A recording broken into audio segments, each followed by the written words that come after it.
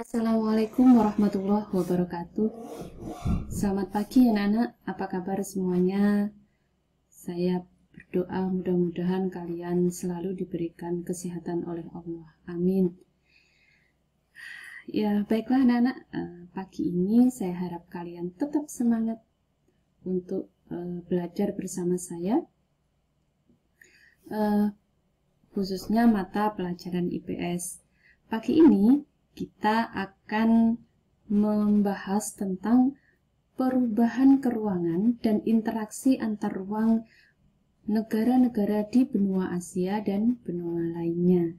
Beberapa pertemuan yang kemarin kita sudah membahas beberapa benua, di antaranya Asia, Amerika, kemudian Afrika, Eropa, dan sekarang yang terakhir adalah benua Australia.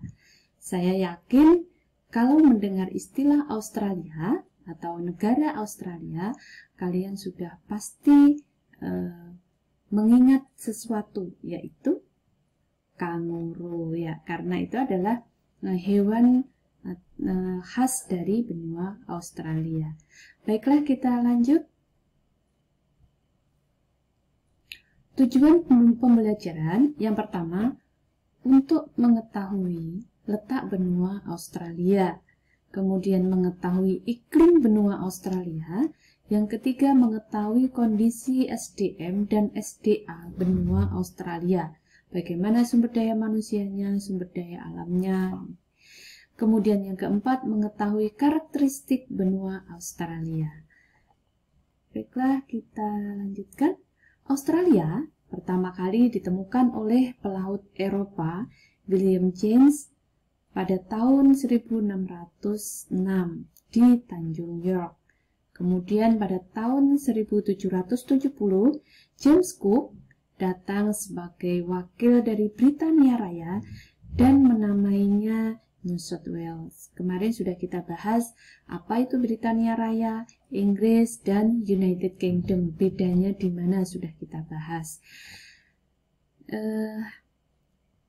Ptolemeus yang telah menyebutnya dengan adanya Terra Australis Incognita. Jadi banyak orang-orang Eropa yang datang ke Australia dan kemudian juga bermigrasi ke Australia. Berikut adalah benua Australia. Kalian bisa lihat di sebelah utara terdapat laut namanya Laut Arafuru, kemudian berbatasan dengan Laut Timor, kemudian di sebelah selatan ada samudra, ada Laut Tasmania, ya. Kemudian di sebelah barat ada Samudra Hindia dan di sebelah timur ada Samudra Pasifik. Nah, di sini bisa kita lihat Australia itu adalah benua yang cukup dekat dengan kepulauan Indonesia. Dan kalian bisa lihat di sini ada Selandia Baru berada di sebelah selatan dari benua Australia. Kita lanjutkan. Nah, letak astronomis berada di 113 bujur timur dan sampai 155 derajat bujur timur, dan terletak di 10 derajat lintang selatan sampai 43 derajat lintang selatan. Kalian bisa lihat, kita garis bawahi lagi, ketika berada di 10 derajat lintang selatan sampai 43 derajat lintang selatan, maka dia beriklim tropis dan subtropis. Nah, ini tadi letak geografisnya sudah kita bahas. Ada Samudra Hindia, ya, Samudra Pasifik, Laut Timur dan Laut Arafuru, kemudian sebelah selatan Samudra Hindia, dan kemudian Laut Tasmania tadi sudah kita bahas. Lanjut untuk iklim di Australia, yang tadi kita jelaskan ada iklim tropis. Nah, iklim tropis dapat ditemui di wilayah Australia bagian utara. Kemudian kalau iklim subtropis itu bisa ditemui di wilayah Australia bagian selatan.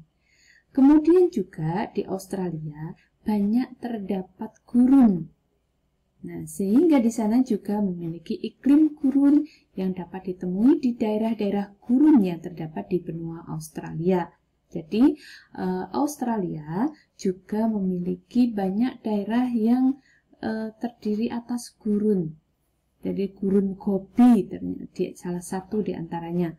Kemudian ada iklim laut sedang yang dapat ditemui di wilayah bagian selatan Victoria dan Tasmania. Oke, untuk flora dan fauna. Jenis flora didominasi oleh rumpun akasia dan eukaliptus atau kayu putih. Jadi ini adalah tumbuhan kayu putih ya, yang biasanya ini diambil daunnya, kemudian disuling, kemudian cairan hasil sulingan tadi dipakai untuk minyak kayu putih, untuk obat dan lain sebagainya. Kemudian yang kedua ada padang rumput yang berada di daerah sedang. Nah, di sini dengan kondisi geografis yang seperti ini, maka perekonomian yang bisa dikembangkan di sini adalah peternakan. Di antaranya Australia memiliki peternakan sapi yang sangat besar, sehingga banyak mengekspor daging ke luar negeri, terutama Indonesia itu banyak sekali mengekspor daging dari Australia. Kemudian, nah ini fauna di Australia. Kalian bisa lihat di sini ada kanguru. Kemudian kalau kalian kembali flashback pada pembagian flora dan fauna di Indonesia ya. Jadi fauna bagian timur itu sebagian besar terdiri atas burung, ya, termasuk juga itu meliputi wilayah Australia juga banyak terdapat jenis-jenis burung seperti yang terdapat pada gambar berikut. Kemudian ada kanguru, ada koala, ini ya. Dan lanjut, bagaimana dengan penduduk Australia? Penduduk asli dari Australia, aborigin, ya, suku aborigin. Kemudian ada penduduk pendatang yang berasal dari Eropa, orang-orang Eropa terutama berasal dari Inggris. Sehingga sampai sekarang pun Australia itu termasuk dalam persemakmuran Inggris. Ini ya. Lanjut, agama di Australia. Mereka lebih banyak penganut Katolik, Anglikan, Yahudi, Kristen, dan sebagian kecil beragama Islam. Kalau ditilik dari kenapa kok yang banyak Katolik, Yahudi, Kristen?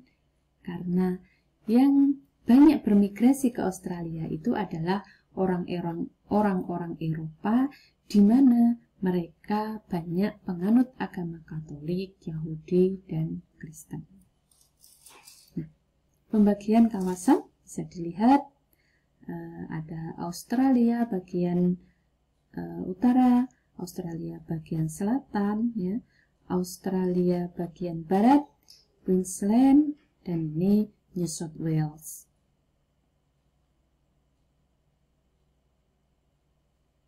Nah, ini ibu kotanya, New South Wales di Sydney, Queensland di Brisbane, Australia, Adelaide, Victoria, Melbourne. Ya. Melbourne ini adalah kota dengan tingkat kehidupan yang layak atau kota yang cukup bagus, ya, memberikan kehidupan yang layak bagi warga negaranya. Kemudian ada Tasmania, ya.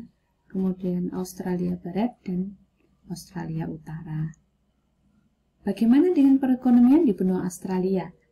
Yang pertama, nah ini ya, dalam bidang peternakan.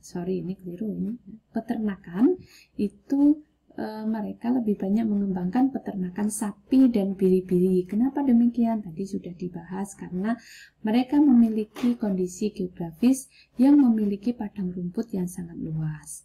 Sabana ya. Kemudian di perkebunannya mereka juga memiliki perkebunan buah-buahan, sayuran, tebu, dan gandum. Kemudian untuk tambang, mereka juga memiliki boksit, emas, tembaga, timah, berlian, besi, dan batu bara. Nah, untuk industri, jadi Australia ini termasuk negara yang maju, karena itu industri di sana juga berkembang sangat pesat. Ada industri mesin-mesin mobil, mesin-mesin kapal, barang elektronik, besi baja, industri bahan makanan, dan peralatan yang digunakan untuk kedokteran, dari peralatan kesehatan. Kemudian untuk pariwisata, keunikan flora dan fauna, bangunan-bangunan yang berarsitektur modern memberi daya tarik tersendiri bagi wisatawan-wisatawan, baik itu secara lokal ataupun dari mancanegara. Oke, terakhir, karakteristik benua Australia. Yang pertama, benua Australia adalah benua terkecil di dunia. Kemudian benua ini, yang kedua, benua ini hanya didiami oleh satu negara, yaitu namanya Australia. Kemudian yang ketiga, benua ini adalah benua kedua yang terletak di bagian selatan setelah benua Antartika. Jadi benua Antartika itu berada di wilayah kutub selatan, kemudian benua Australia. Yang keempat, memiliki hewan endemik yang khas, yaitu hewan kanguru, platypus. Ya. Jadi jenis hewan ini yang khas sehingga hanya dimiliki oleh Australia. Kalaulah ada di negara kita ada kanguru, itu berarti negara itu mendatangkan dari Australia. Bagaimana Bu caranya? Apakah beli? Bisa jadi beli, bisa jadi pertukaran hewan misalkan, atau karena suatu hadiah misalkan terjadi. Kemudian yang kelima, merupakan benua yang memiliki suku asli aborigin.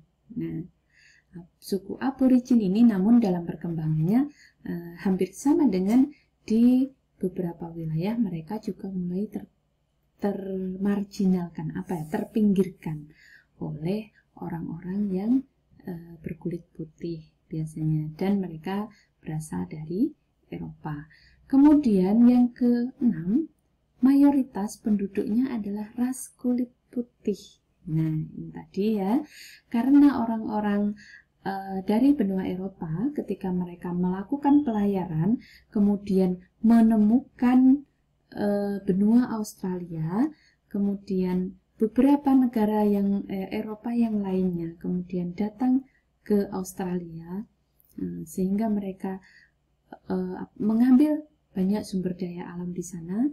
Kemudian mereka berlomba untuk mengambil sumber daya alam di Australia, dan kemudian dalam perkembangannya orang-orang Eropa banyak yang bermigrasi ke benua Australia. Oke, sampai di sini dulu perjumpaan kita. Terima kasih atas perhatiannya.